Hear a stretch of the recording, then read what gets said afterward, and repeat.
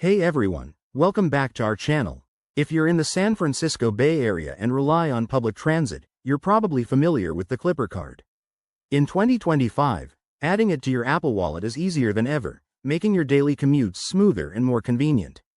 Today, I'm going to walk you through the entire process step by step, so you can ditch that physical card and go digital. Let's dive right in. First things first, ensure your iPhone is running the latest iOS version. 2025 might bring some new features, so check for updates in your Settings app. You'll also need the Clipper Card app installed from the App Store. Once that's sorted, open the Wallet app on your iPhone. It's the one with the wallet icon, easy to find.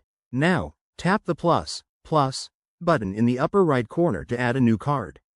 From the options, select Transit Card or search for Clipper Card.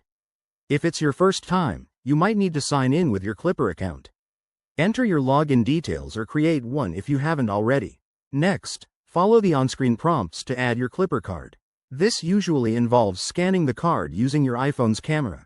Hold it steady over the card's barcode, or manually entering the card number if scanning doesn't work.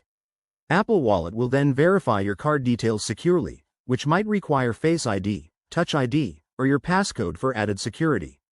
Once verified, review the information and tap Add to complete the process. Voila! Your Clipper card is now in your Apple Wallet. You can use it for payments by double-clicking the side button on your iPhone or Apple Watch. A quick tip: if you run into any issues, like the card not being recognized, make sure your iPhone is connected to the internet and that your Clipper account is up to date. This feature is a game changer for 2025, saving you time and reducing clutter. Thanks for watching. Give this video a thumbs up if it helped, and don't forget to subscribe for more tech tips. See you next time.